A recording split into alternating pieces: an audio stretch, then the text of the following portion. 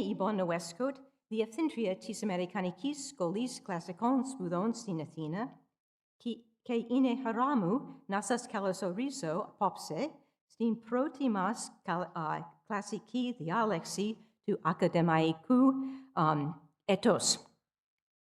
Kalosorizo episis osus mas parakolethiti diadictiaka.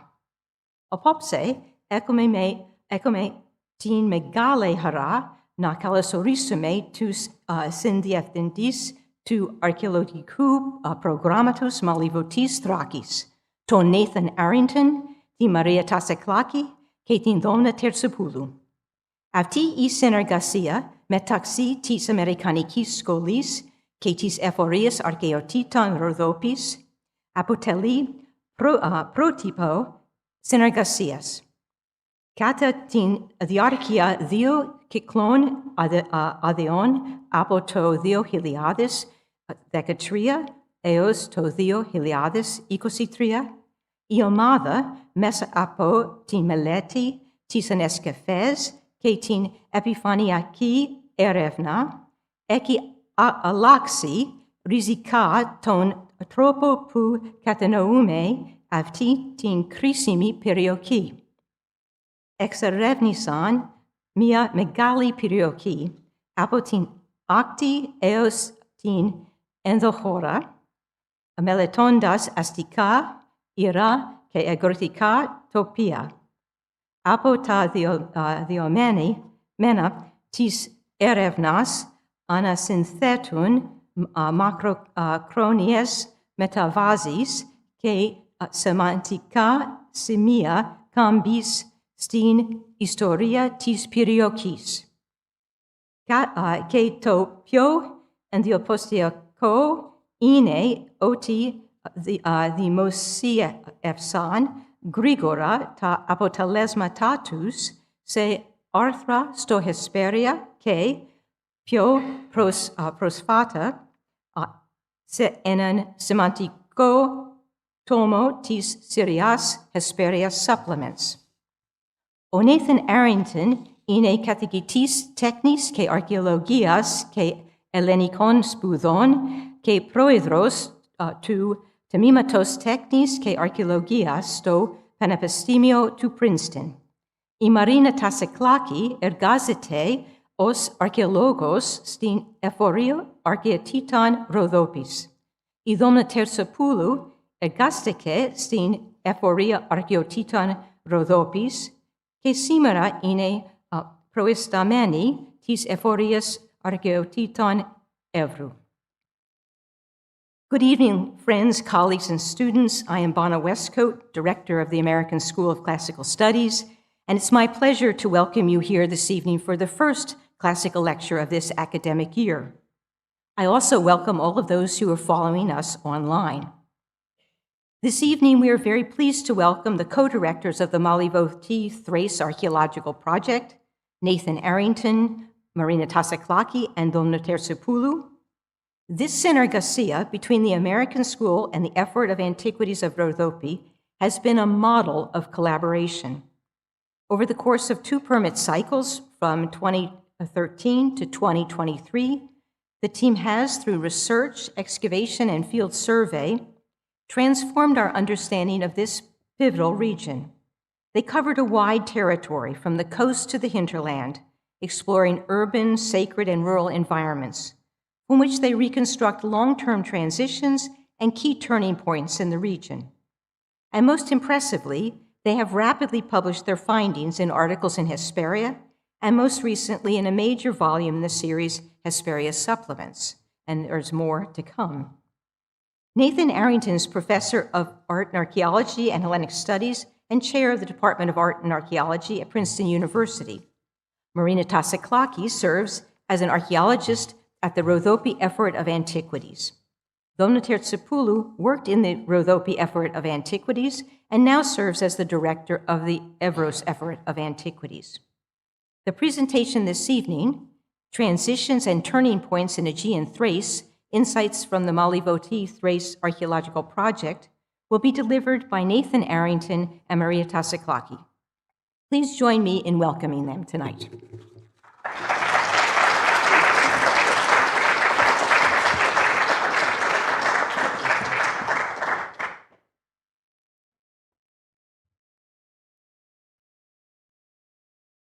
Good evening, ladies and gentlemen.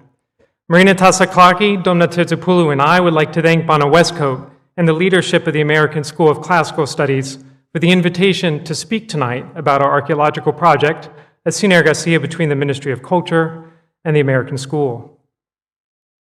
Since starting in 2013, and even before the first pickaxe hit the ground, we have greatly benefited from the support of the school, from the directors, past and present, from Ioanna Damanaki, who has helped us in innumerable ways, from Takis Karkanas, who conducted micromorphology on the site, from the students who have participated on the project.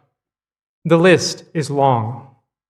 Not least, we are grateful to the American School for modeling productive international partnership in the ethical pursuit of knowledge. For me, it is a deep privilege to work in Greece. For all of us, it is an honor to collaborate with the American School. We would like to thank the Evros, who have been vital partners in this process, Dimitris Masats and Chrissa Karadima. Finally, we are deeply indebted to the workers, volunteers, and students from the United States, Greece, Europe, and beyond who participated in our project. Domna Terzopoulou is unfortunately not able to join us tonight, but Marina, Tasaklaki, and I will be sharing the stage, and she will get us started on this journey to the north.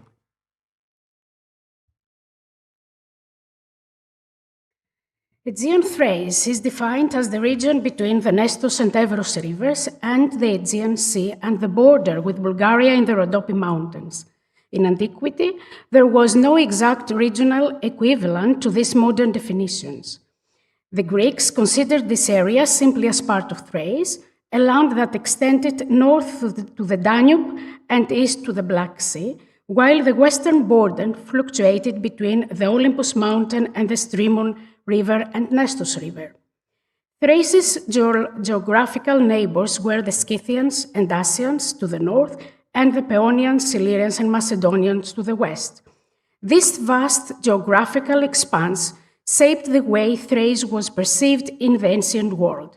Herodotus famously described the Thracians as the second largest people group after the Indians, emphasizing both the immense size of their territory and the remarkable diversity of the many tribes that inhabited it.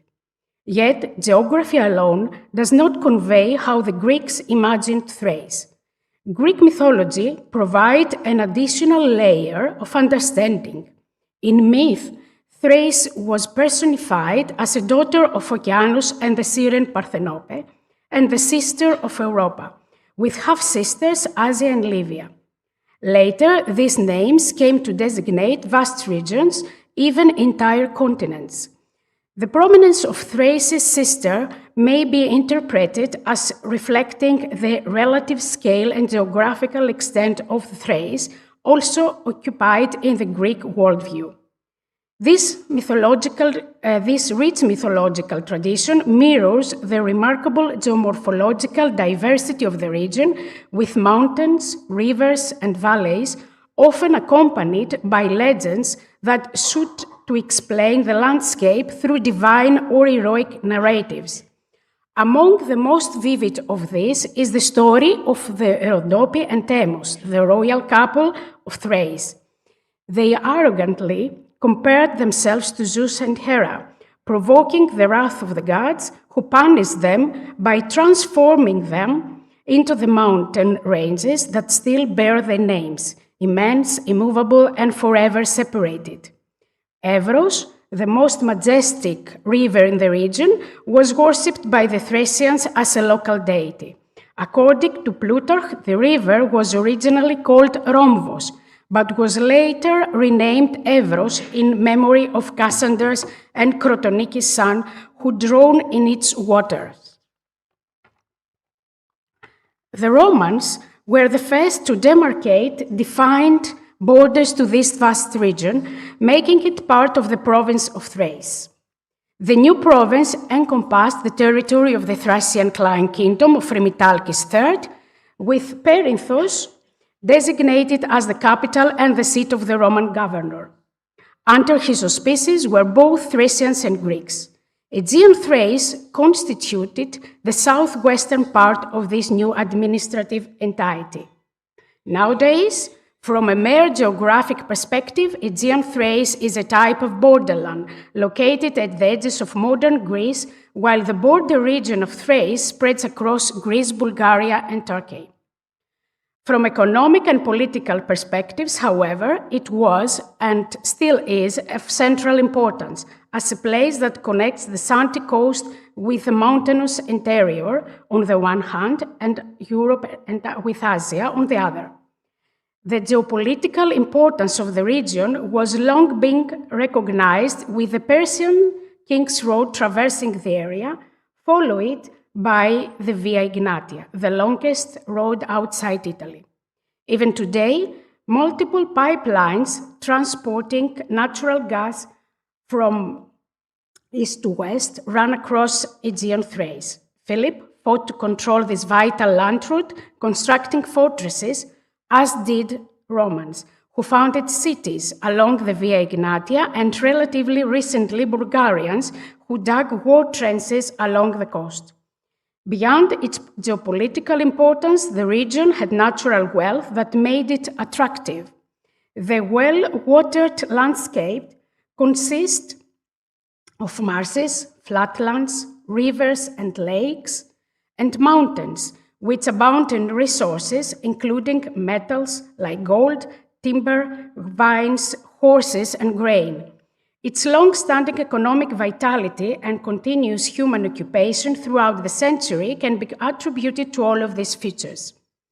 Aegean Thrace has been relatively unexplored archaeologically.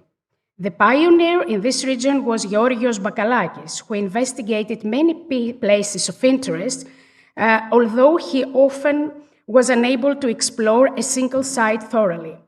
The sites of Abdera and Zoni have received the most attention, including surveys of the territory around them, while the islands of Thasos and Samothrace have been systematically examined by the French and the American schools, respectively. In 2013, the Molyvoti Thrace archaeological project began on the Molyvoti Peninsula, where Bakalakis had identified ancient Strimi, an apikea of Thasos. The project is in a συνεργασία between the Rhodope Ephorate of Antiquities and the American School of Classical Studies at Athens.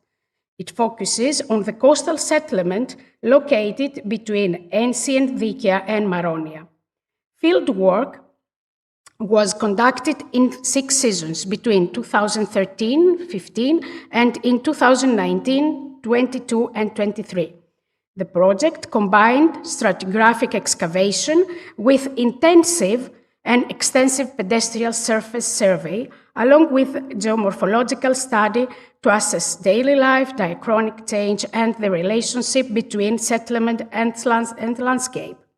The first volume of the final publication appeared earlier this year as Hesperia 54. It focuses on the 4th century house, the House of the Gorgon, as well as a crossroads and a pithos installation. It also provides the results of an urban survey on the peninsula. 3 more books are in progress, one on the rural survey, one on a second house, the House of Hermes, and one on a small extramural sanctuary. These publications are complemented by an open access database where scholars, as well as the general public, can find more exhaustive information than a print publication could provide. We would like to thank Carol Stein and her publication team at the American School, especially Ashley Eckhart, for bringing this publication to light. This evening, our aim is not to rehearse the findings presented in the book, which would be impossible in one talk, or even to give highlights of the project. Instead, we would like to use Molyvoti as a window onto the region. Our aim is to present some thoughts about how the project has contributed to our understanding of transformations in the region over time. The combination of horizontal perspective from survey and vertical perspectives from excavations invites consideration of periods of gradual transition alongside instances of more rapid change. Due to time constraints, we will restrict ourselves to those time periods identified at the archaeological site from the Archaic through the early Byzantine period.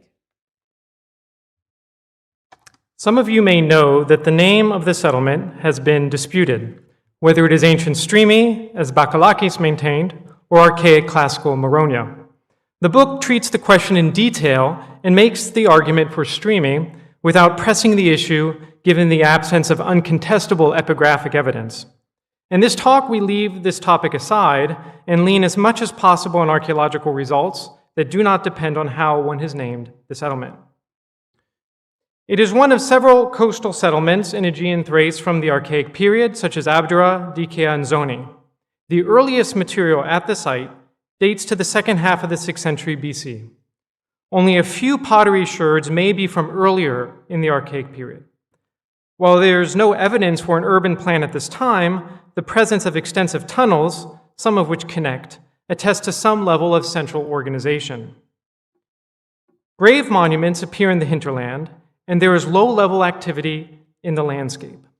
Long-distance connections are evident through amphoras from the South Aegean, Chios, and Lesbos. We seem to have a small but well-connected site, representing one of several attempts by overseas settlers, traders, and/or travelers to access the riches of the area and to establish a good geopolitical base. The paleontological evidence suggests that fields already were being cultivated at the time Greeks arrived, presumably by Thracians. But if it seems clear, and in 2025 perhaps obvious, that Greeks did not enter an empty landscape, it is challenging to evaluate the Thracian presence in the region and to characterize Greek-Thracian relationships, not only for the Archaic period, but for subsequent periods as well. The material evidence is, of course, limited to what survives, and from a ceramic perspective, there's not a clear and consistent differentiation between Greeks and Thracians. In addition, our written sources are Greek, or in the Greek alphabet.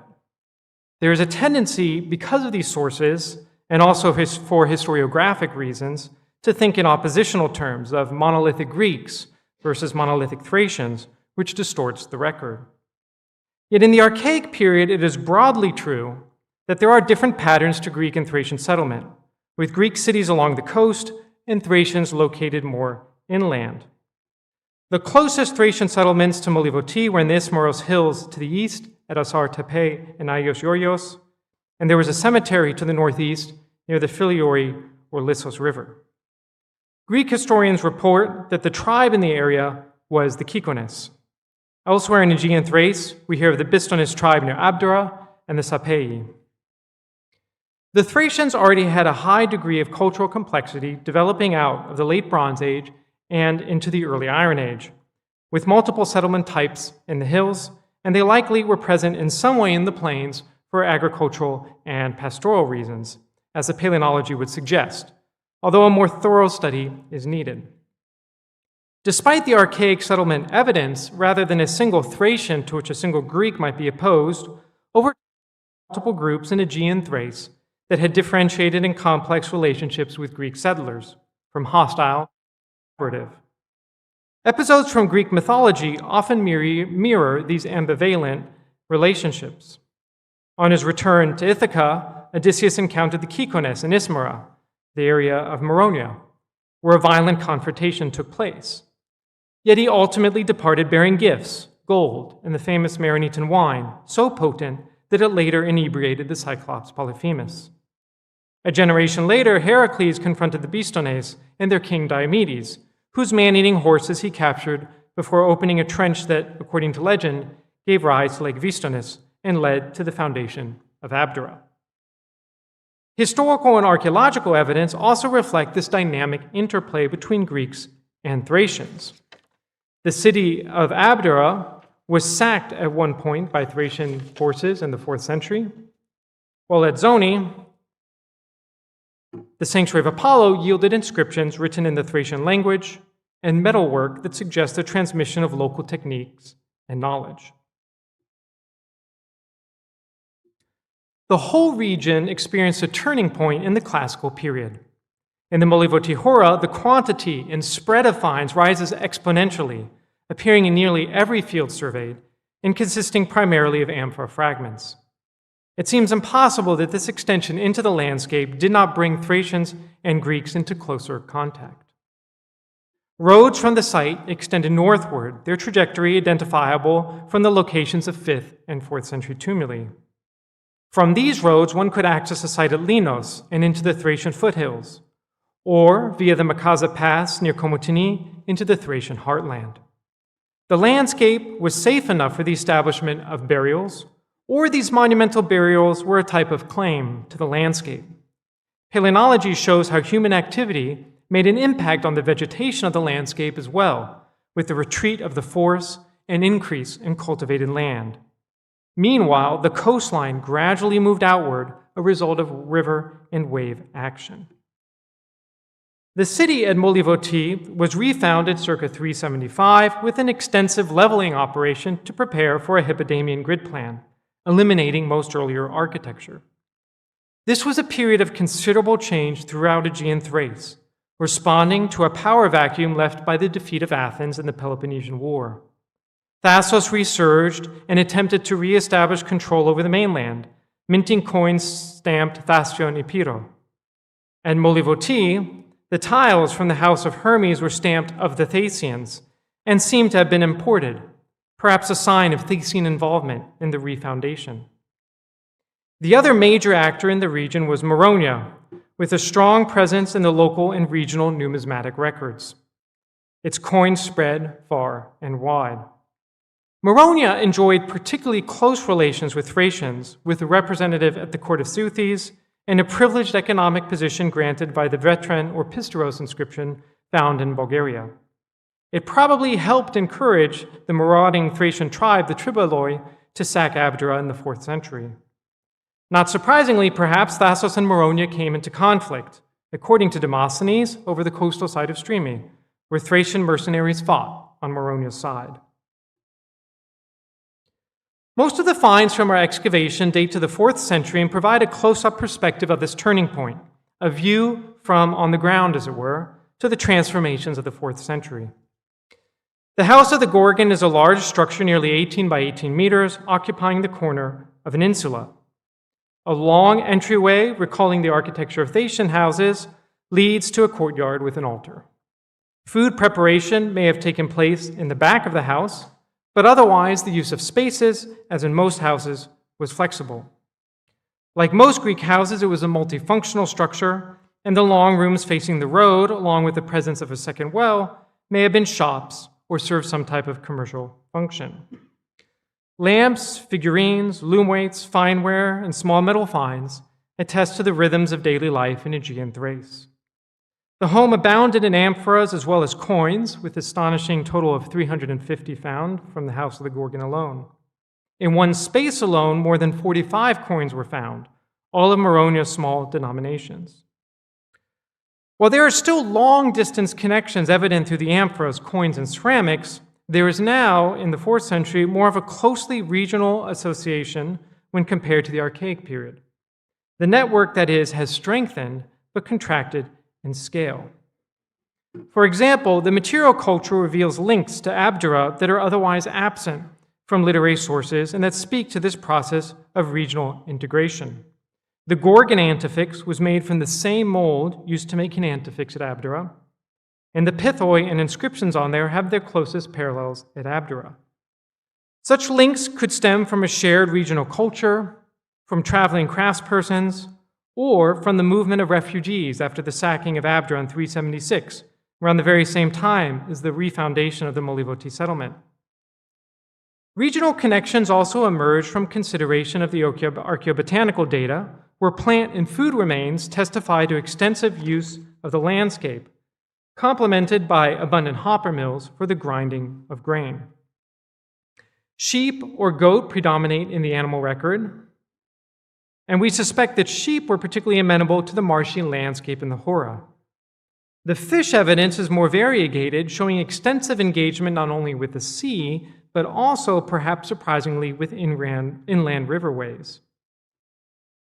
Among the pottery, shapes for drinking predominate, but there's also an interesting prevalence of bowls. One wonders if in this northern climate, stews and porridges were particularly popular.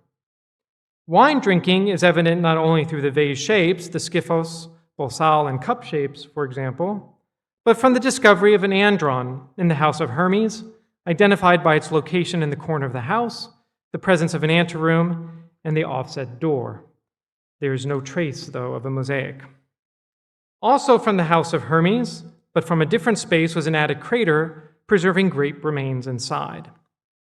If wine drinking might seem like a typically Greek practice, there is some intriguing evidence for local inflections at Molyvoti. Ceramics for wine pouring are relatively rare at the site, but two of the best preserved ornacoi are in the gray fabric associated with more local use. One of them was found near the andron. Signs of Thracian presence are generally elusive on both excavation and survey, with more distinctive Thracian remains in the 4th century located further afield at Linos, for instance, and at Polyanthos. At Molyvoti, there are only a few sherds from those handmade vessels often associated with Thracians, along with a small number of Thracian coins. One graffito on a vase seems Thracian. Finally, there is one Thracian-type loom weight, which might have been the type of familiar equipment that a Thracian woman brought with her. The site was destroyed 340 BC. From the house of the Gorgon, sling bullets and arrowheads located in the front of the door and in the courtyard are the remains of urban warfare that penetrated into the house itself. There is no such evidence from the next door house of Hermes. Presumably, the inhabitants had fled. A likely culprit for the destruction was Philip II, active in Aegean Thrace at this moment, and also involved in the destruction of the Odyssean kingdom and the reduction of the Athenian power in the region. The site lay abandoned for about 25 years, but it was reoccupied circa 325 BC. At this time, the house of the Gorgon was modified. Damaged walls were strengthened and new walls built. A new long wall bisected the house. Only half the structure was now used. Just how extensive was this reoccupation? The reoccupation circa 325 is an important contribution of the project, but there may be a risk in overemphasizing the resilience of the site. The amphora finds from urban survey are revealing, with a perceptible drop in the number of survey units with amphoras, post-340 compared to pre-340. On excavation, we were also able to see how the site was reoccupied only in part. At the crossroads, the last street level seems to date to this 2nd, 4th century phase, suggesting some level of central organization. From the house of Hermes, however, the traces of the 2nd of 4th century phase are fleeting, with very few finds from the post-340 compared to the house of the Gorgon, and with only minor architectural modification identifiable. Rather than a turning point, the reoccupation circa 325 seems to be part of a more gradual transformation in the region, ending with the abandonment of the city in the early 3rd century without any final destruction perceptible. A few larger cities in the region did continue to flourish. Both Zoni and Doriskos struck coins for the first time during this period. Fortifications appeared along the Vasiliki Odos, later Via Egnatia, including the forts of Polysitos, Xanthi, and Koptero Rhodope, as well as along the Nestos River valley, most notably at Kaliva. In addition, some monumental tombs were constructed closer to the mountains, most notably at Symvola, late 4th, early 3rd century, which contained the remains of 3 men, each around 35 years old. A crisis appeared to have gripped the wider region after Philip II and during the 3rd century BC, as it came under the authority of successive Hellenistic rulers, initially Lysimachos, followed by the Seleucid, and then the Ptolemies. The presence of these powers left a mark, particularly in Maronia and Zoni. Maronia ceased minting coins in 330s BC for a short period, while in the Samothracian Perea, most smaller settlements lost their political autonomy. Zoni itself contracted during the mid to late 3rd century into a smaller fortified settlement. Selenepsoma has convincingly argued that the region suffered from Gallic invasions in the 3rd century, but changes in geomorphology may have played a role too. At Avdera, for example, a move of the city is thought to respond to the shifting coastline. Konstantina Kalintzi has pointed out that there was no destruction accompanying the move of the city. In the case of Molyvoti, the abandonment may have been caused by a combination of factors. These include fear of the Macedonians and the Gauls and the strengthening of the neighboring Maronia. Another potential threat to Molyvoti, given its location near lagoons, rivers, and an extensive coastline, was the mosquitoes. At Abdera, numerous textual sources, as well as DNA and skeletal analysis conducted by Anagnostis Agelarakis, attest to the health challenges posed by the swampy environment. Indeed, the very survival of the initial colony at Avdera appeared to have been jeopardized by these adverse conditions. Despite the destruction on the Molyvoti Peninsula and the broader sense of crisis in the Horaf Peninsula, there are surprising signs of continuity in the Hellenistic period. The sporadic finds might be remnants of trade or continued agricultural or sepulchral activity. One new and unexpectedly bright spot on the landscape was the sanctuary that the project excavated in our last season on the Synergasia permit. It is the first extramural sanctuary found in Aegean Thrace. More square than rectangular in shape and oriented northeast-southwest, we identify it as a sanctuary on the basis of the focalization of the cella around a central construction like a cult statue or an altar, along with a hearth. The presence of a temenos wall and the finds that suggest cult activity, including amphorisci and other miniature vases, figurines, work, adlers, and weapons. The date is unknown, with Athena, Artemis, or Cybele strong possibilities. The best parallel for the form of the structure is from Baltsik, Bulgaria, ancient Dionysopolis on the Black Sea, dedicated to the Pontic mother of the gods. A coin from Istria found in our sanctuary points to some kind of connection between those two regions. Our temple is dated to the mid-3rd century BC on the basis of a hoard of 3 bronze coins of Adeos, found in a small vase placed lower than the floor, between the paving stones and the cellar wall. A plausible scenario is that Adeos was a short-lived ruler of the Thracian coast installed by Antiochus II in 253. Coins with specific iconography found in Maronia and its territory suggest that he minted his coins in Maronia Mint and that he had a permanent guard there.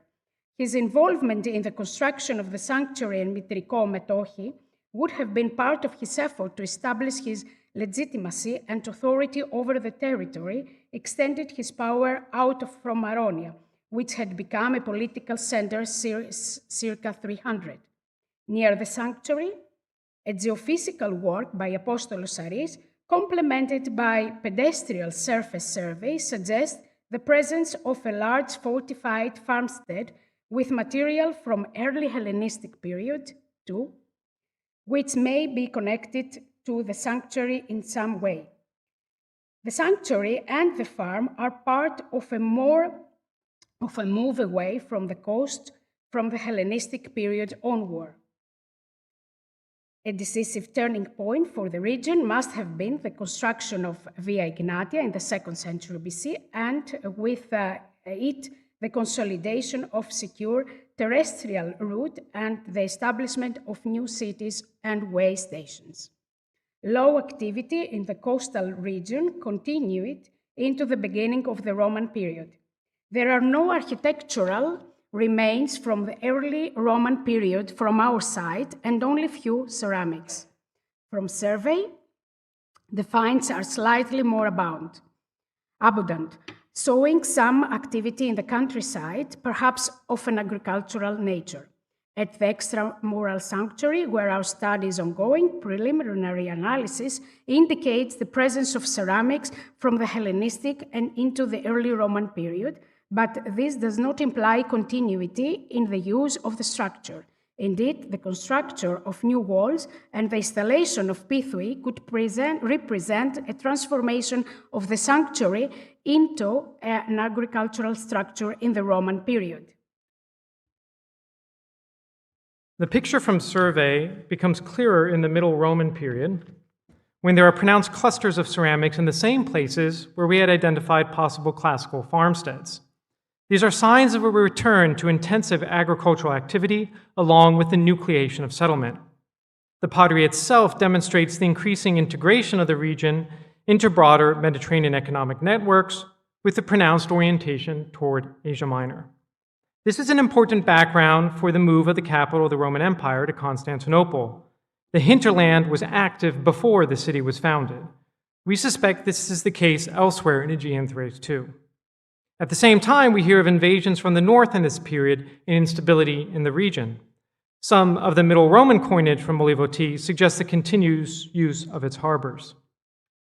Settlement activity returns to the excavation site itself only in the late Roman period and illustrates some of the broader transformations we suspect were taking place across the region following the foundation of Constantinople, as Aegean Thrace became a hinterland for the capital.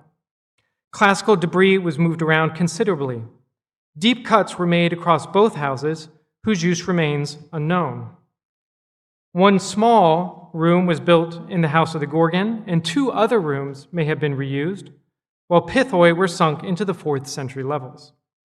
We vividly see here how urban living of the classical period ceded to a more open farm in the Roman period.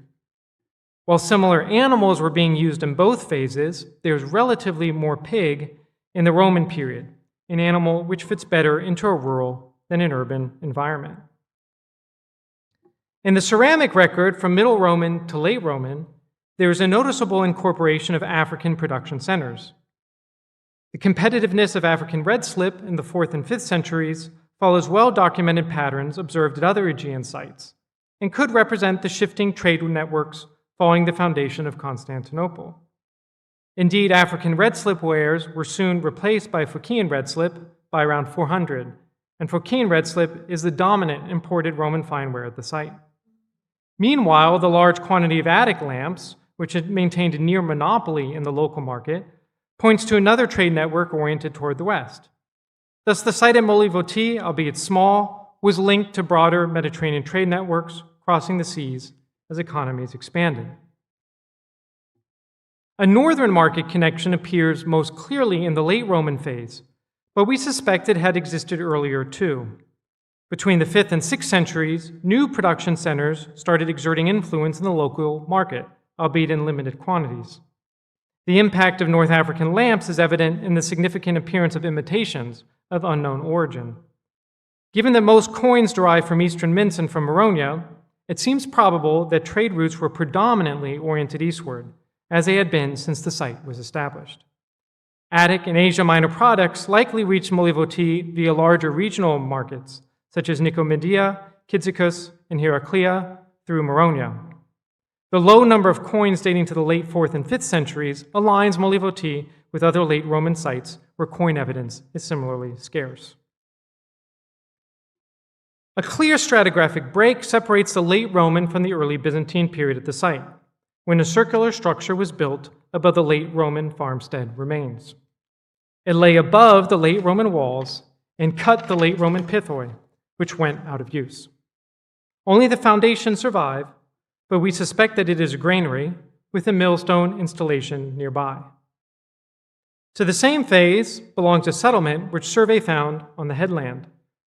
We thus see a return to coastal occupation in the late Roman and early Byzantine periods, likely part of a program of increased agricultural exploitation to supply Constantinople and the Balkan frontier.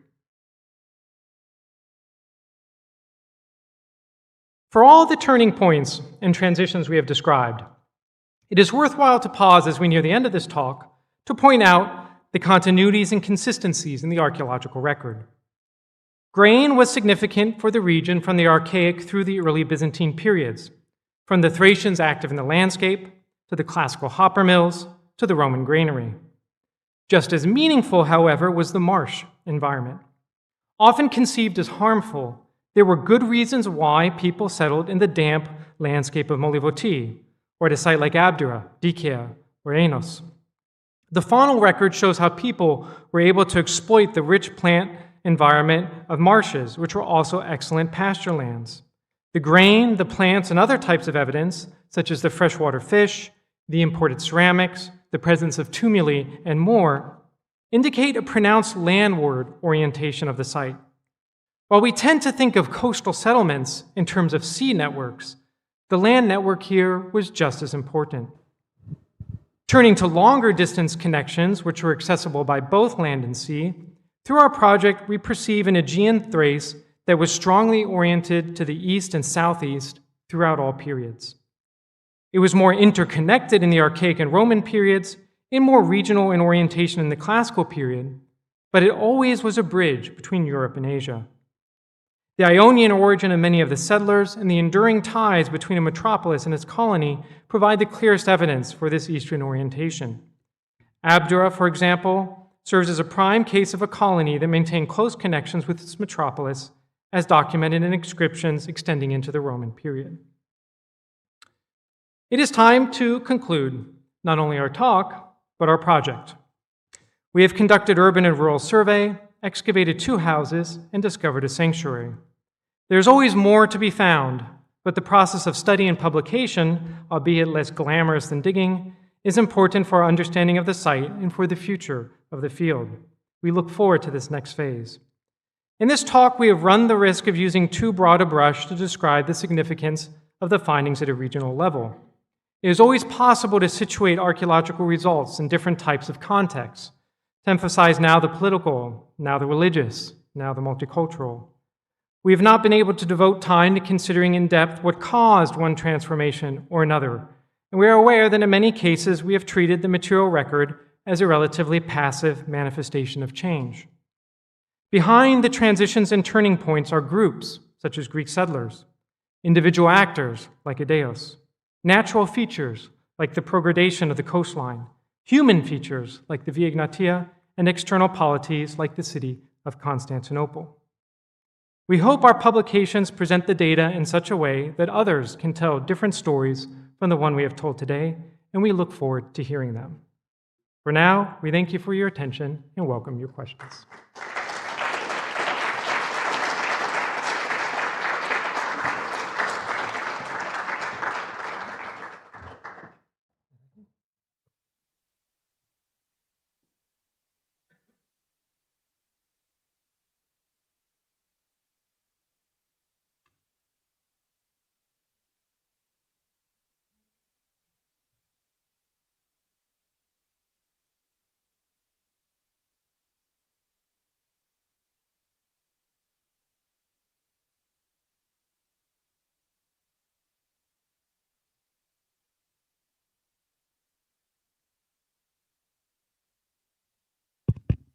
Wonderful. Now I can thank you properly for a really expansive and interesting talk across many epochs and large area. And I open the floor for questions for Nathan and Marina.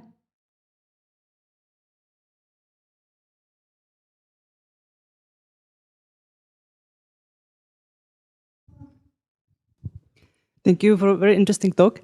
I wanted to ask you about the site you excavated, and maybe also about the field survey regarding the handmade pottery of the Thracian handmade pottery of the 4th or 5th, 4th, 3rd century BC. I work in Bulgaria. When we have it, it's very common actually as a proof of presence of the Thracians on a Greek and Roman period settlement. How is your situation? Do you actually have a handmade pottery which you could associate with the Thracians? So the question about Thracian pottery and handmade pottery and how much we have and if we have any. We have a handful of maybe 10 sherds of handmade pottery. and that's it. And we've been looking for it on the excavation.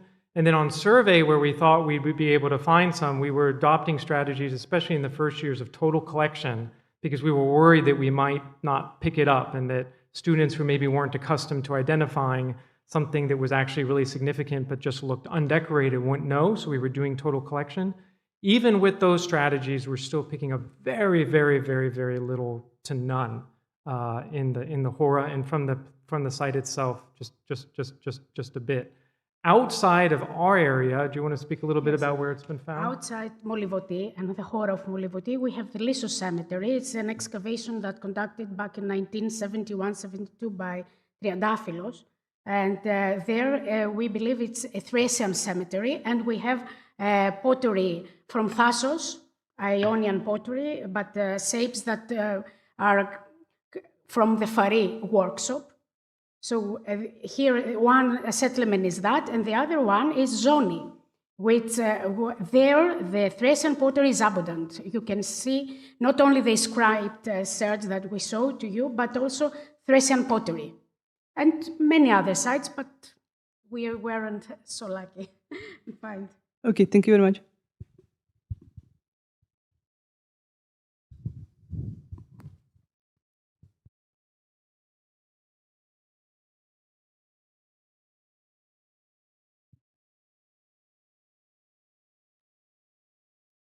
Oh, we have one more question in the front.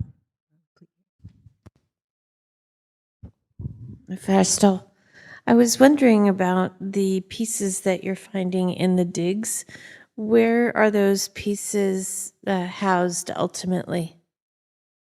Where are they kept? We have a dig house, which belonged to the Ephorate, and we store everything there. It's a village close to the excavation of Molyvoti. And then some of them, we're going to include them in the new exhibition that we are going to have in the Museum of Komotini. We renovate the Museum of Komotini. We have a new museological study, and we are going to have some of the finds we have from Molyvoti there. In fact, we are going to present the two houses in a unit. Thank you.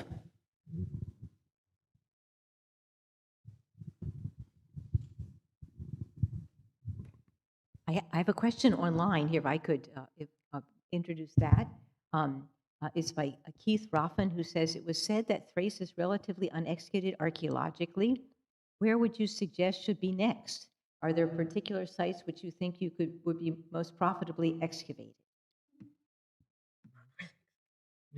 Okay. For example, there is Dikia, an ancient city, and apart from the excavation, there is a rescue excavation that, again, Triandafylos made it, conducted in 1972 or 73.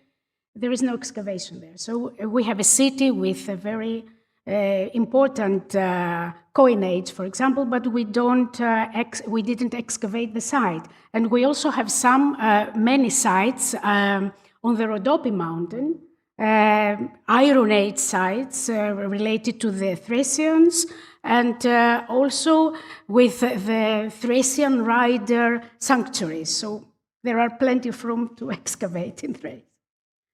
Wonderful, I imagine. Absolutely. And could I ask a question?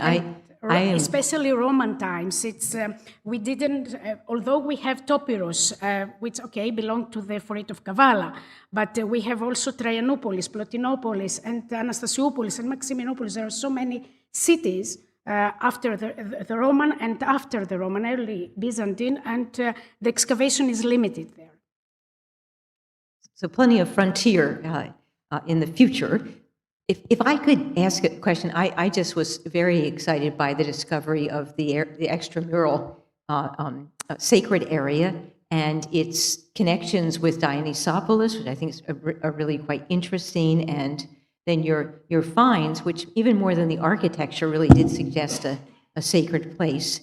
And I know you're leaving open the divinity. I wonder if you just would be willing to share with the audience whether you think all those wonderful Ionic architectural bases that were found earlier might in some way be associated with this building, or if there's yet another thing we should be looking for in the area. So we didn't show images of these bases, but as Bana said, we found some wonderful bases, which Sam Holtzman is working on. We can't find any secure connection of them to this particular building. So they were found nearby. We presume they didn't move very far. Given that we can't find any clear link, we can't point to here's where they would actually go yet. It could be that more study lets us know where they would go on this building, but they're not fitting particularly well right now. There could be another building. The problem is that we did geophysical survey quite extensively. And this really is, let me see if I can go back to the, we even have more than that. You can see it's really alone, this structure out in the landscape. And the surface survey tended to suggest the same thing.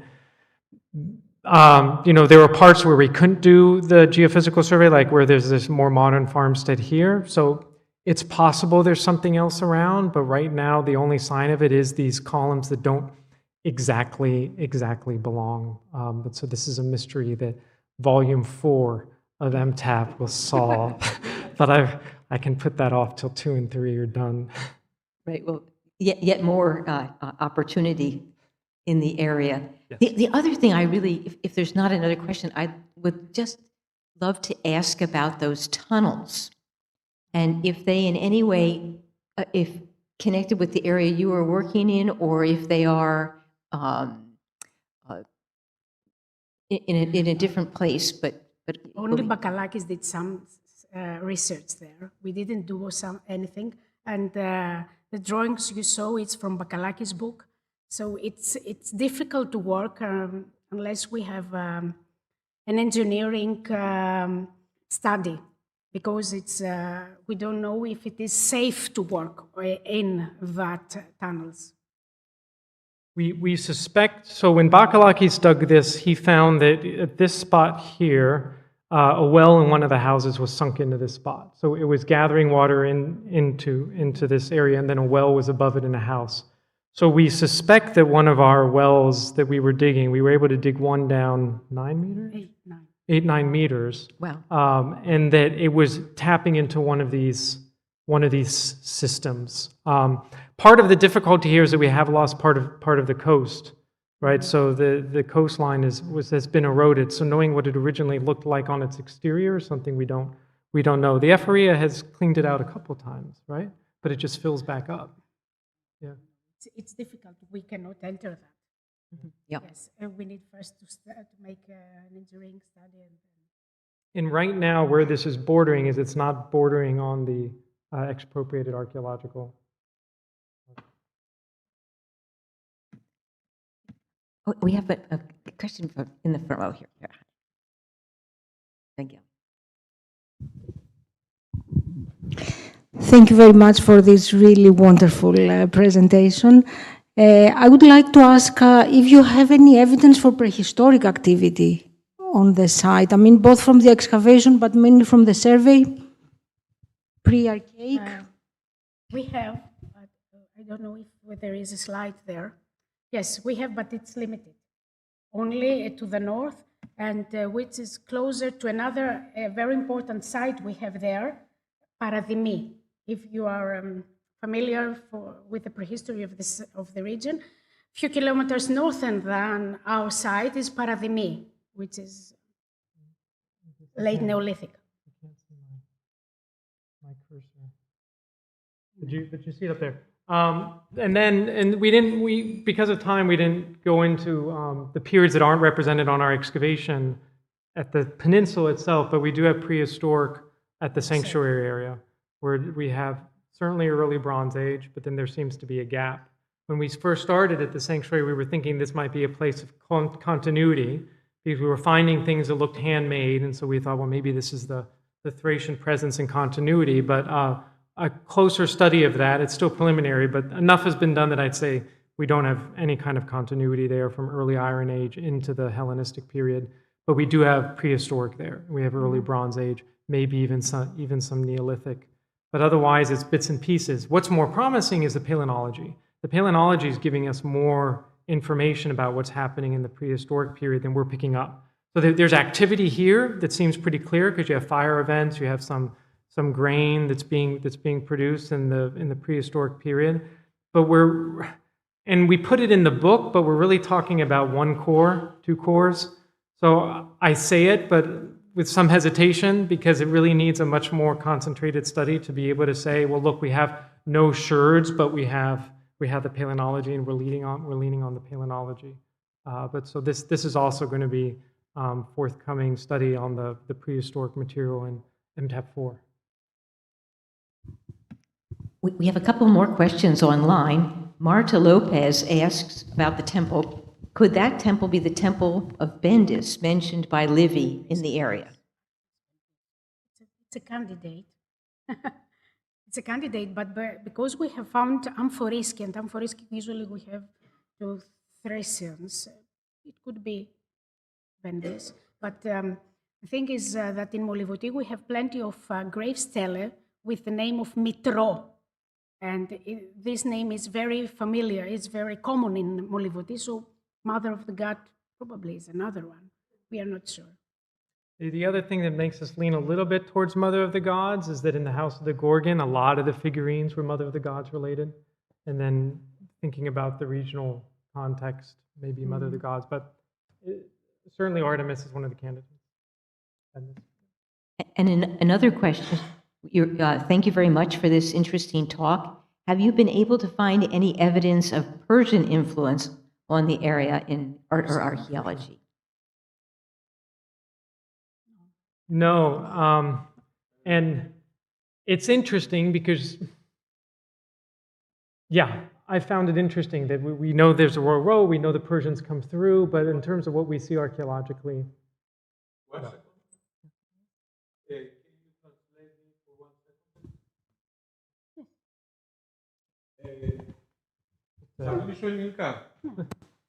Γεια σας. Ερευνώ ετυμολογικό και βιβλική έρευνα, ιδιώτης είμαι. Η λέξη Θράκη, για μένα, από το ετυμολογικό συνδέεται με τα θράκικα μυστήρια, με τη λέξη θράξ, θρήξ, θρησκεία, απολύτως. Θρησκεία και θράξ ξεκινάει από εκεί η ρίζα, αν καταλαβαίνετε. Η λέξη θρησκεία και θράκη συνδέεται απολύτως. Μάλιστα με μυστήρια, αυτά τα τελετές. Ευχαριστώ. I can speak. The mystery, where the Thrax has a connection with religion, θρησκεία. Absolutely, directly. Thank you. Thank you for that contribution. We other questions. Oh, we have a question in the audience. I think that might be Hassan or Sam. Marina, thank you for this presentation. I have a question for Marina about the coin finds. I mean, you stressed the wealth of material that you found here. Over 300 coins in a house. You showed us a slide with a silver ring and a golden earring. How much of the coins that were found here do you think are related to the abrupt, violent end of this site, as well as Bakalakis' house of the Horde?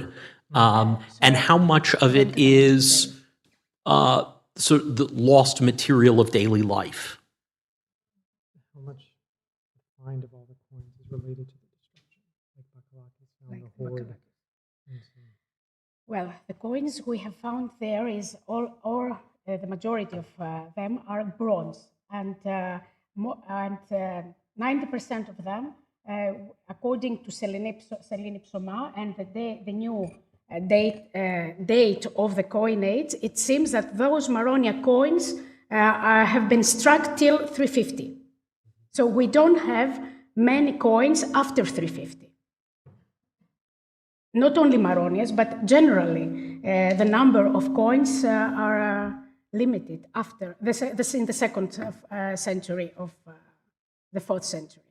Not only Maronia, it's general. So for those of you who don't know, Sam's referring to a hoard of coins that Bakalakis had found. It was all silver. There was 28 silver coins of Maronia have been found in the house of the treasure, the house of the hoard, according to Bakalakis. and all of them can be dated before 350.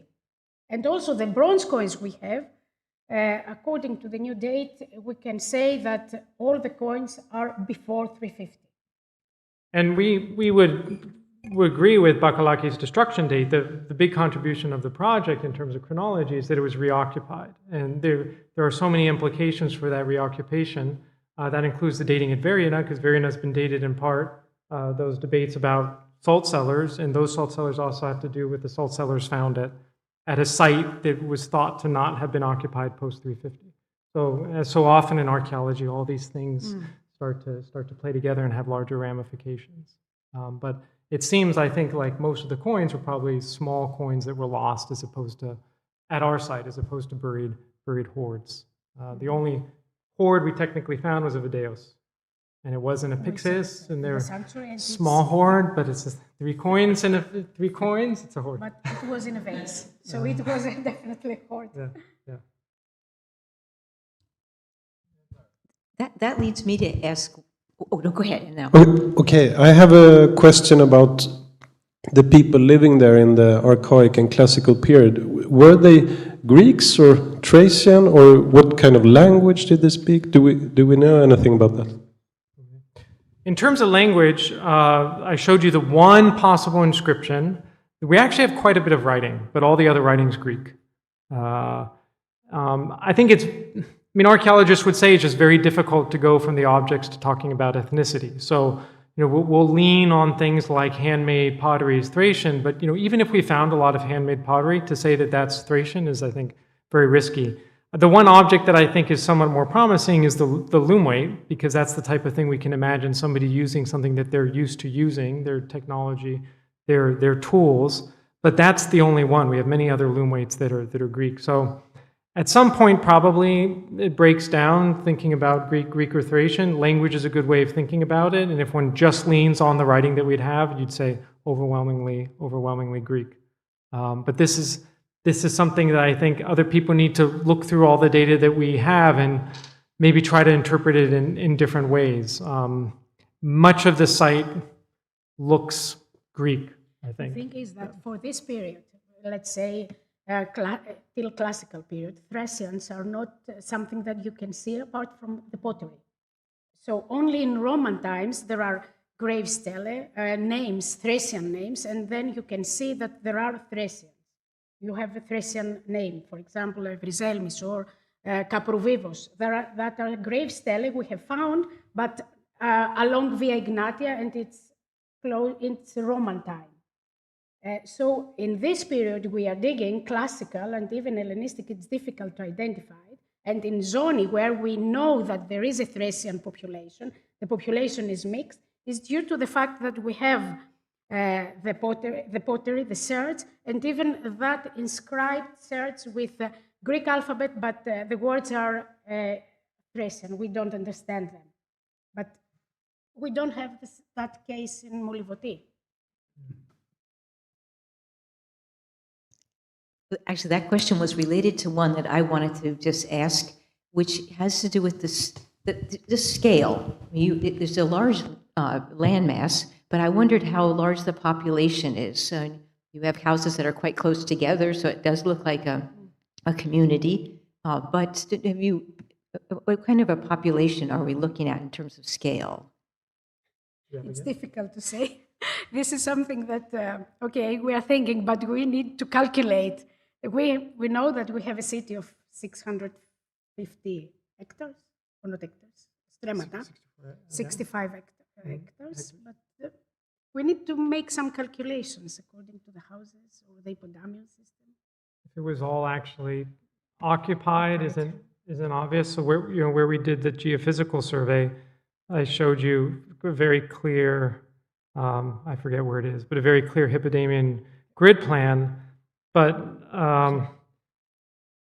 once you get out of the archaeological zone, the destruction so the archaeological zone is, I forgot, you can't see, the archaeological zone stops there. The destruction is really pretty bad. So the geophysical that we had outside of there, it's really hard to actually see. So to be able to decide if it's occupied densely, I think would be one of the assumptions one would make, but presumably we're in the thousands, right? Rather than hundreds, I would think. Okay. Sizable community. Yeah, yeah, and that's been one of the main, I think, obstacles to it being streamy, which is called an emborian, is the sense that it's just too big to merit the name of an emborian. But at the same time, one of the things we haven't found, even though we were looking for it through surveys, any sign and geophysical survey, any sign of an agora or of a public space is also not been found. We do have a few more questions online if people are willing. One is, you've mentioned grave stele. What other evidence is there for burial and commemoration? You want to talk about burial? So we found grave stele. Domna Terzopoulou published those from previous years, and then we found some as well during the survey. And then some tumuli are still visible quite clearly on the landscape. You might remember I showed a slide with people doing survey, and there's a large tumulus behind it. And then Eli Weaverdick did a study of, and some of the tumuli were excavated. Domna Terzopoulou excavated six of them. And those are some of the ones that are here. You can see certain tumulus, probable tumulus. Eli Weaverdick did a study based upon slight changes in the contours of the land, because most of these have been plowed down at this point.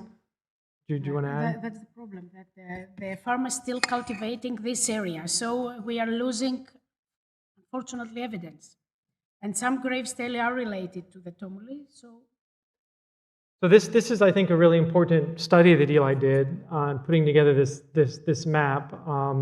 And then he combined this also with the surface survey to try to talk about the dates of them. All of Domna's were 5th century, I think. Yes. But the tombstones, many of them are 4th. And Domna Terzopoulou and Diamantis Triadaphilos excavated 6 of the 30 we know, and more than 30. And the ceramic is late 5th century, 430, 420, that's the dates from the pottery. You want to mention Bakalaki's cemetery? Okay, Bakalaki's close to the walls of the city.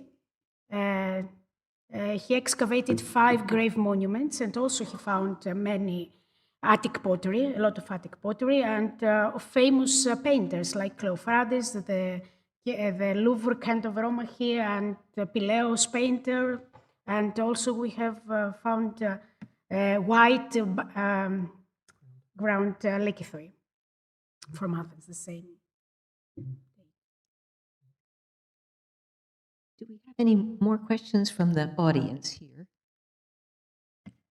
Then Dimitris Matsas.